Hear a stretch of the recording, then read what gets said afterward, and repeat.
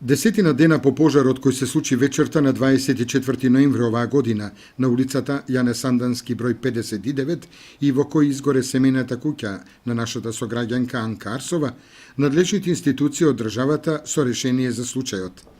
Арсова, со посредство на Центарот за социјални работи од Кочани и ресорното министерство, е згрижена во домот за стари лица во Битола. Веднаш по пријавувањето на случајот на лицето Анка Арсова од Кочани со стан на улица Јане Сандански број 59, Центарот за социјална работа пристапи согласно нашите ингеренции.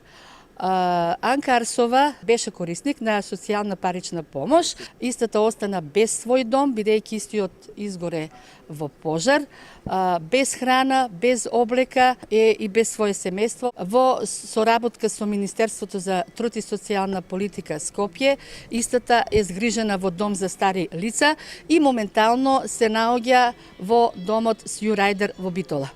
Со ова Центарот за социјална работа од Кочани и Министерството за труд и социјална политика покажуваат дека водат грижа за ваквите лица во државата.